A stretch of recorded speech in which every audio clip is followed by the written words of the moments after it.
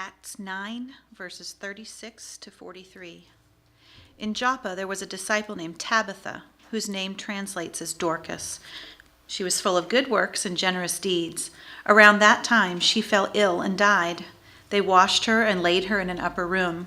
Lydda is near Joppa, and the disciples, hearing that Peter was there, sent 2 men to him with the urgent request that he shouldn't delay, but come to them at once. So Peter got up and went with them. When he arrived, they took him to the upper room where all the widows were weeping. They showed him the tunics and the other clothes that Dorcas had made while she was with them.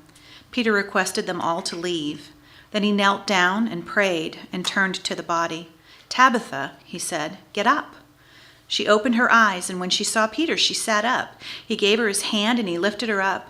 Then he called God's people, including the widows, and presented her alive. This became known through the whole of Joppa, and many believed in the Lord. Peter stayed on in Joppa for some days at the house of Simon the tanner. Hey, would you go ahead and read the next section into 10, where the story of Peter going to Cornelius' house? Yep. You just tell me when to stop. Okay. All right.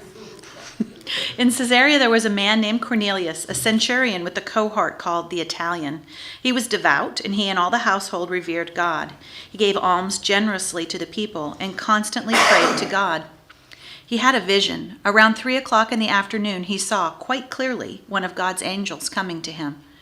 "Cornelius," said the angel. He looked at him, terrified. "What is it, sir?" he said. "Your prayers and your alms have come to God's notice," said the angel. "What you must do is this: send men to Joppa and ask for someone called Simon, surnamed Peter. He is staying with a man called Simon, a tanner, whose house is beside the sea." When the angel who had spoken with him went away, he called 2 of his household and a devout soldier from among his retinue. He explained everything to them and sent them off to Joppa. The next day, as they were on their journey and getting near the town, Peter went up on the roof of the house to pray. It was around midday. He was hungry, and he asked for something to eat. While they were preparing it, he fell into a trance. He saw heaven opened and a vessel like a great sail coming down toward the earth, suspended by its 4 corners. In the sail there was every kind of 4-footed creature, reptiles of the earth and birds of the air. Then he heard a voice. "Get up, Peter," said the voice. "Kill and eat." "Certainly not, Master," said Peter. "I've never eaten anything common or unclean." "What God has made clean," said the voice, coming now for a second time, "you must not regard as common." This all happened 3 times, and suddenly the sail was whisked back to heaven. When Peter came to himself, he was puzzled as to what the vision he had seen was all about. Then, suddenly, the men sent by Cornelius appeared, standing by the gate. They had been asking for Simon's house, inquiring if someone by the name of Simon called Peter was staying there. Peter was still pondering the vision when the Spirit spoke to him. "Look," said the Spirit, "there are 3 men searching for you. It's all right. Get up, go down, and go with them. Don't be prejudiced. I have sent them." So Peter went down to the men. "Here I am," he said. "I'm the one you're looking for. Why have you come?" "There's a man called Cornelius," they replied. "He is a centurion, and he's a righteous and God-fearing man. The whole people of the Jews will testify to him. A holy angel told him in a vision to send for you to come to his house, so that he can hear any words you might have to say." So he invited them in and put them up for the night. Keep going? Yeah, go a little bit farther. Okay. In the morning he got up and went with them. Some of the believers from Joppa went with him. They reached Caesarea the following day. Cornelius had summoned his relatives and close friends and was waiting for him. When Peter came in, Cornelius went to meet him. He fell down at his feet and worshipped him. "Get up," said Peter, lifting him up. "I'm just a man too." So they talked together, and Peter came in and found lots of people assembled. "You must know," he said to them, "that it is forbidden for a Jewish man to mix or visit with a Gentile. But God showed me that I should call nobody common or unclean. So I came when I was asked, and I raised no objections. Do tell me then the reason why you sent for me."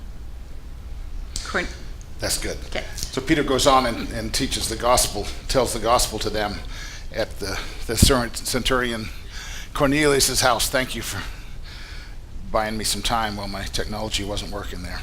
But I'm going to talk about that section too today, so it's good. It's excellent.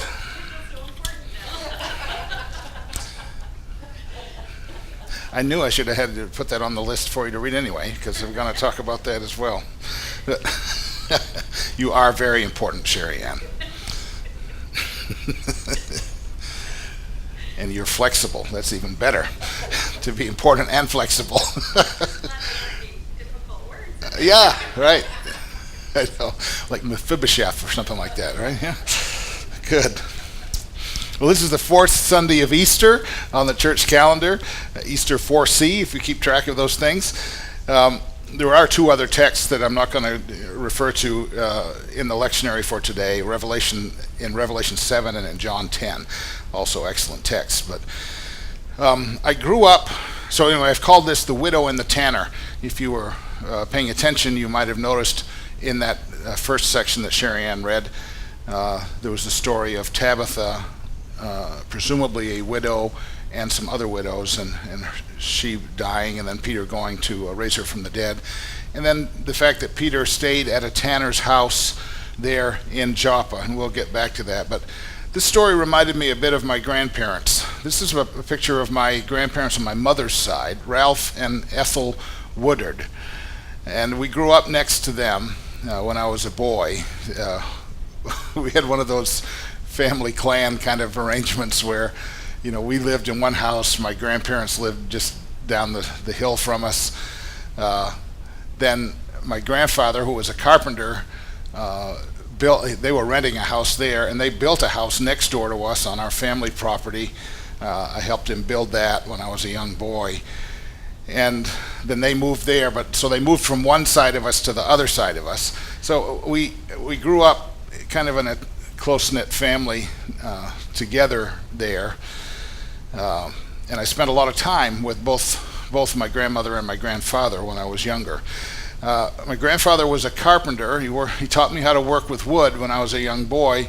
But the unique thing about it was he rarely used any power tools. He was one of those old-school carpenters who had 2 or 3 big chests full of hand saws, fine-tooth hand saws, coarse-tooth hand saws, bit braces, files, planes. All these were the tools he preferred to use.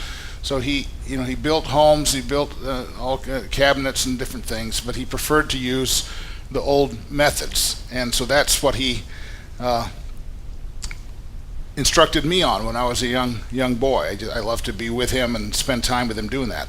He even made, this was the strangest thing to me though, he even made his own tool handles. Like for his axes and for his hammers, he even made his own handles for those things. Never occurred to me. My dad would just go buy a new hammer with a whole thing when he needed one, or a new axe, or you can go to the store and buy axe handles, but my grandfather made his own. And I can still remember one day when I was helping him, and he said, "I'm almost out of hornbeam. You want to go get some hornbeam with me?" And I said, "What is hornbeam?" And this is what we were looking for. He said he grabbed an axe, and we went out into the woods, and he was looking for this tree called hornbeam or hop hornbeam. It's a small tree that grows here in the Northeast. It grows over much of the nation. And it doesn't grow very large, but its claim to fame is its hardness. It's very dense, hard wood. It's harder than rock maple, harder than oak, harder than beech, harder than ash, probably the hardest wood in the forest in Maine. And so that makes hornbeam a very good wood for tool handles. And my grandfather used to use this wood. He would shape it into a billet, and then he would use files and knives and chisels to shape the handle until it got to the shape where he liked it, and then we'd use it for his axes and his hammers and so forth. So one day he asked me if I wanted to go. So we went into the woods, grabbed an axe, went into the woods. We poked around for a while, and we finally found a hornbeam. It was maybe 5 inches on the trunk. Chopped it down, cut the top off, and we carried that somewhat heavy trunk back home, where we ripped it into a few planks, and we laid it out to dry for about a month. And about a month later, he said, "Okay, come on, Russ, I'll show you how I make a tool handle." So he sawed that into smaller blocks and went about showing me how he would make a hammer handle from something like that. So he gave me a piece and said, go for it. So my first one came out looking more like a boomerang than a hammer handle, as I remember. And it's tough to pound nails with a boomerang if you get my good grip. They tend to bounce back at you. But whittling hammer handles was kind of solitary work. I couldn't get any of my friends to get very excited with sitting with me, watching me work a piece of hornbeam into a hammer handle.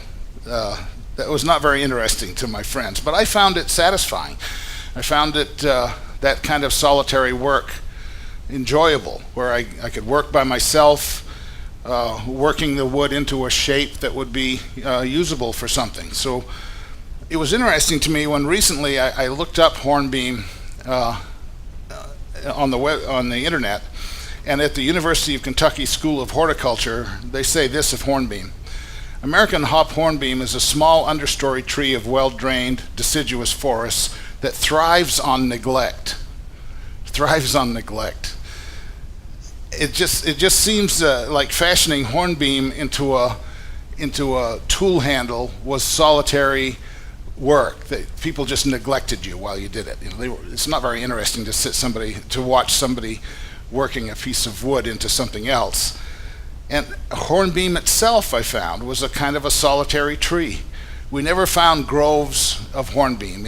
Since that time when I've walked through the woods and seen hornbeams, you don't see a whole grove of hornbeam. They're kind of solitary trees. They just appear here or there, and it thrives on neglect. It's able to grow under difficult circumstances. It's able to grow and thrive even in solitude.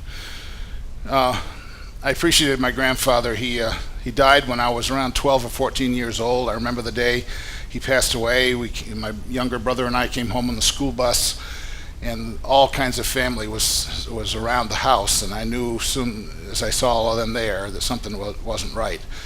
And so he died, but then his wife, my grandmother, spent a short time living in her little home, but she spent most of the time after that living with us. It was kind of tough on her to live by herself. She'd been with Ralph for so long.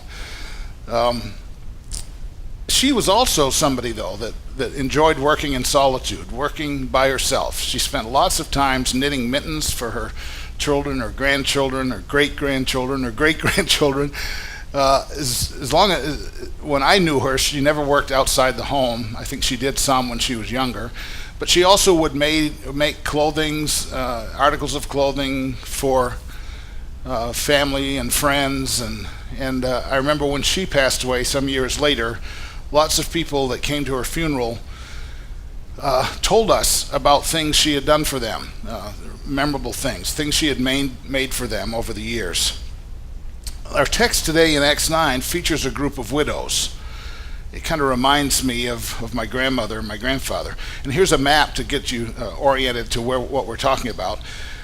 Just prior to this Acts 9 text, we see Peter had been traveling around Israel, ministering and speaking to and working miraculous healings and so forth to Jewish believers in various cities.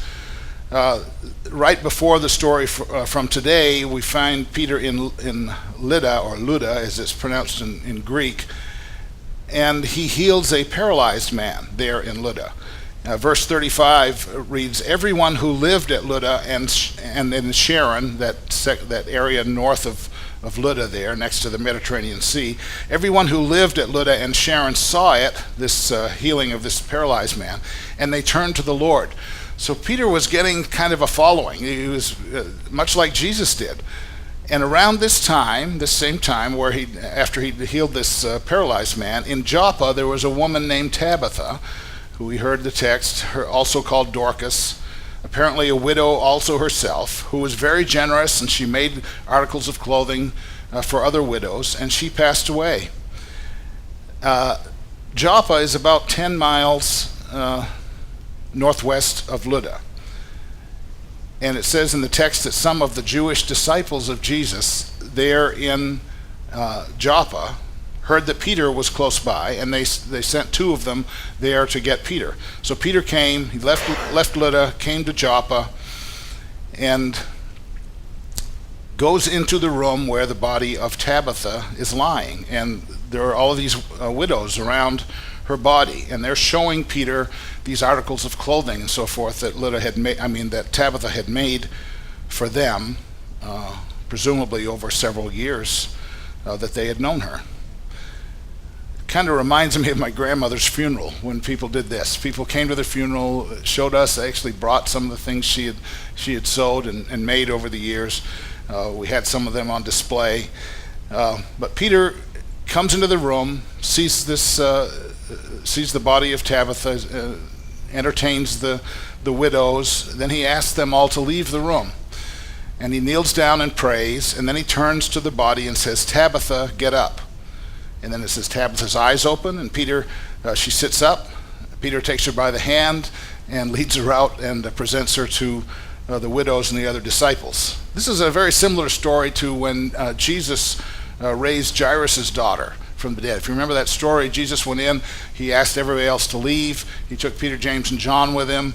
And so it seems that Peter was kind of imitating or following the example of what he'd seen Jesus do. Quite an amazing story. It also says that many became believers in Joppa after this. Just like in Lydda, the word of this miracle spread around the area, which you would expect it to do, and many people became Jesus followers. And then it says Peter stayed in Joppa for some time, and he stayed at the home of Simon the tanner. Here's the verse, Acts 9:43. Meanwhile, he stayed in Joppa for some time with a certain Simon, a tanner.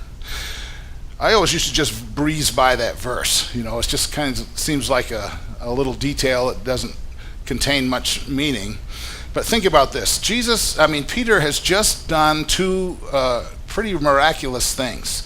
He's caused a paralyzed man to be healed, and then he's gone to Joppa, raised a woman from the dead, and many, many people become believers in Jesus as a result of that.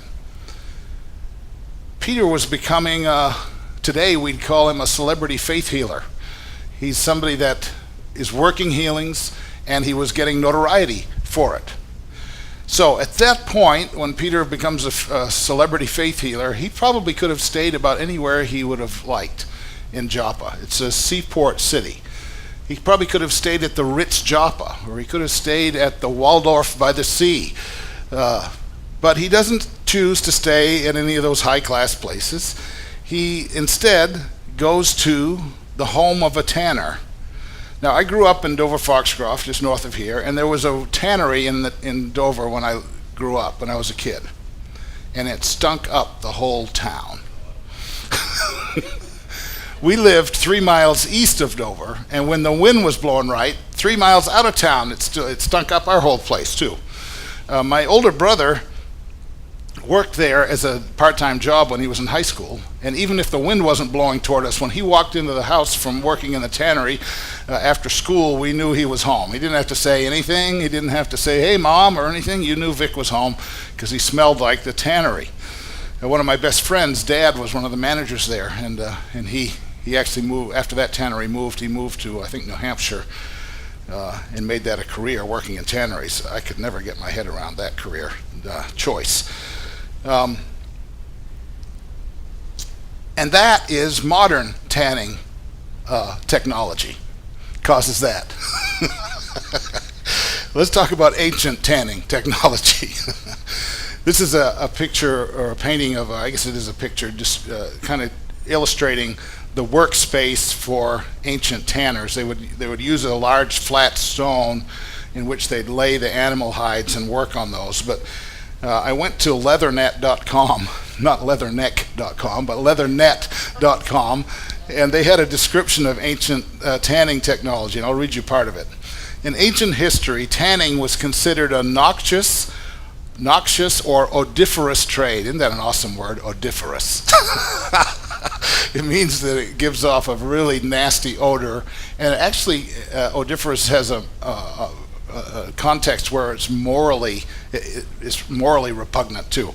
So anyway, in ancient history, tanning was considered a noxious or odoriferous trade and relegated to the outskirts of town amongst the poor. The ancients used leather for water skins, bags, harnesses, boats, armor, quivers, scabbards, boots, and sandals. Skins typically arrived at the tannery dried stiff and dirty with soil and gore. First, the ancient tanners would soak the skins in water to clean and soften them. Then they would pound and scour the skin to remove any remaining flesh and fat. Next, the tanner needed to remove the hair fibers from the skin. This was done by either soaking the skin in urine, painting it with an alkaline lime mixture, or simply letting the skin putrefy for several months, then dipping it in a salt solution. After the hair fibers were loosened, the tanners scraped them off with a knife. Sounds nice. Once the hair was removed, the tanners would bait the material by pounding dung into the skin or soaking the skin in a solution of animal brines. Yeah, it keeps getting better. Among the kinds of dung commonly used were that of dogs or pigeons. Actually, this was an occupation or a task that kids would be called on. They'd get a pail and they'd go around the town collecting animal dung or pigeon dung. And the phrase piss pot came from this time when people would set pots of urine outside their doors, and then these kids would come collect them and take them to the tanner. So sometimes the dung was mixed with water in a large vat, and the prepared skins were kneaded in the dung water until they became supple but not too soft. The ancient tanner might use his bare feet to knead the skins in the dung water, and the kneading could last 2 or 3 hours. So, this is the kind of place Peter chose to stay. Peter, the miracle worker, chose to reside for some time after working these 2 pretty amazing miracles and after having significant publicity about them. Now, I've tended to many healing evangelists over the course of my life, starting way back right after college. And I've never had a single one of them ask for this kind of accommodation. Not one of them. And all of them, to a single one, would have been incensed if I proposed such a thing for where they should stay. Somehow I can't see Creflo Dollar, Kenneth Hagin, Benny Hinn, or Jesse Duplantis staying with Simon the Tanner. Just saying. Tanning was solitary work. Can you understand why? It's probably likely that not too many people would want to just hang around chatting with you while you were treading out the dung and the brains in the vat filled with urine. This was solitary work. And for Jews, it was also something else. In Leviticus, we read this: "If an animal of which you may eat dies, anyone who touches its carcass shall be unclean until the evening. Those who eat of its carcass shall wash their clothes and be unclean until the evening, and those who carry the carcass shall wash their clothes and be unclean until the evening." So according to Jewish laws, tanners were considered nearly perpetually unclean, ritually unclean. They were smelly, unpleasant people to be around. When we had our business up in Guilford, we sold shavings, wood shavings, to dairy farmers they used for bedding for their animals. And it was the same thing. You could always tell when a dairy farmer came in the office to pay for his shavings because it smelled like cow manure. Just for the few minutes he was in the office, the whole office reeked of cow manure. And this was much worse than that. So this tells me at least 3 things about Peter. First was he wasn't seeking fame or glory. Even though he'd done these amazing miracles, his intent was not to seek fame or glory. Or maybe he was just hiding out at the tanner's house to keep the riffraff away. I don't know. But right, he would have kept the priests away for sure. So this is a significant change from the Peter we saw in the Gospels. We're in Acts now, after the crucifixion, the resurrection, after Pentecost. Some years actually after Pentecost now. So Peter has been undergoing a transformation. We saw it, all through the time around the crucifixion. We see this transition and the resurrection appearances of Peter. He's transitioning. I really appreciate that about Peter. The second thing was he intentionally associated with the kind of people many found repulsive. Like it seems to be his choice. Now, we don't know if the tanner invited him or if he invited himself, but regardless, he accepted the invitation. If he went there and stayed for some time at the tanner's house, so he wasn't afraid of spending time and even residing for periods of time with the kind of people that the community would have really not had much respect for. Even though he produced something of value, tanners produced something that the community needed. The process was so repulsive, it would not have caused him to be seen very high on the social ladder. And number 3, the ritual uncleanness of a fellow Jew, because according to the law, this would have made Simon the tanner very ritually unclean, was not a problem for Peter. So Peter had been learning some stuff.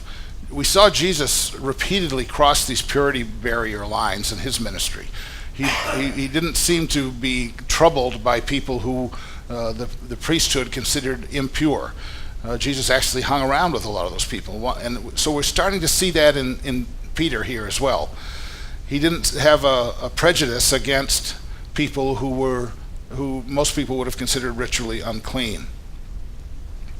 So what's interesting in light of this is the next story that Sherry Ann read. In Acts 10, we see the story where Peter goes up on the roof of Simon the tanner's house, and he's praying. And he falls into a trance, and he sees the sheet coming down toward the earth with every kind of animal and birds of the air on it, and a voice says, "Get up, Peter, kill and eat." He replies, "Certainly not, Master.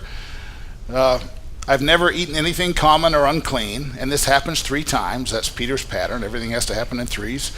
This was all in response to a Roman centurion praying to God, and Cornelius sent messengers to get Peter. Now, Peter went, but it took 3 interventions to get him to go. But he did go. In other words, Peter had been willing to stay and actually reside with the most unclean of his own people, Jewish believers, but he, at this point, was resisting associating with unclean Gentiles. You follow what I'm saying? So he was okay with staying with the most or the least respected of his own people, Jews, but he resisted going to the home of a Gentile. But he did it. Took 3 times around that barn, but he went. He did go to Cornelius' house. He preached to them. The Holy Spirit fell on them. And Peter said, "It's become clear to me that God really does show no favoritism. No, in every race, people who fear him and do what is right are acceptable to him." So Peter was being transformed from a devout, sacred, violence-practicing Jew to one who now embraced Gentiles. That was a huge step for Peter. Quite a wonderful insight. And he gets that insight on the roof of a tanner's house with the odoriferous fragrance of urine and rotting flesh floating through his nostrils. He gets this on the roof. But I don't want to neglect 2 other characters in the story, the widow and the tanner. So the story began with a widow, Tabitha, who we see humbly worked, probably in solitude, doing good works, making clothing for other widows, and a tanner named Simon. 2 ordinary people, not famous, but Luke chose when he wrote Acts to give us their names. I think whenever the authors of these gospel stories in the book of Acts choose to give us the actual names of people, it's a good idea to pay attention. Tabitha was a humble blessing to those around her. And Simon produced products that everybody needed, but he produced them by doing dirty, filthy work on the outskirts of town. Neither of these people could have been seeking much glory or recognition. If they were in the wrong occupation for that. But both of them, like the hornbeam tree, growing in solitude and thriving in adversity and neglect. I think these are the kinds of people that make up the heart of the kingdom of God. We sometimes get so focused on the healing evangelists, on the people that get the spotlight, the limelight, the people who have the big blogs and all that, but it's these people, it's people like Tabitha and Simon that make up the vast majority of the kingdom of God. People that impact the people in their sphere of influence in a positive way. And it's among people like that Peter received the revelation that God calls nobody common or unclean. Peter didn't get that revelation at the temple. He didn't get it in a meeting of all the other apostles and himself. He got it in a really nasty place on the roof of a tanner. It would not have been a pleasant place. The odor of rotting flesh and urine would have wafted up into Peter's nostrils. Not the kind of place we'd think was conducive to getting a word from the Lord. Like when we're looking for a word from the Lord, I might go out and sit by the lake or go for a hike in the woods or something, get into God's country and into nature. No, Peter didn't seem to do that. He picked the stinkiest place in town to go. But sometimes it is in the most unpleasant of places, in the most unpleasant of scenarios, that we hear God best. There's been a video around on social media recently of Kenneth Hagin and Jesse Duplantis talking about why they need their private jets to travel from one place to another, because they can't hear God in what Kenneth Hagin called a tube full of demons, a commercial airliner, that they were unable to hear the voice of God in a commercial airliner, and that's why they needed their own private jets. Peter heard one of the most important things ever to have been revealed to humanity, to take the gospel to the Gentiles on a tanner's roof. He didn't seem to need a place of seclusion like some of our healing evangelists seem to want now. Hornbeam's not the tallest tree in the forest. It's not the most beautiful or the most valuable tree in the forest. But when you need to get a handle on something, there's nothing better. And in this story, among widows and a tanner, Peter got a handle on the heart of God for all the people in the world. I think that's pretty cool.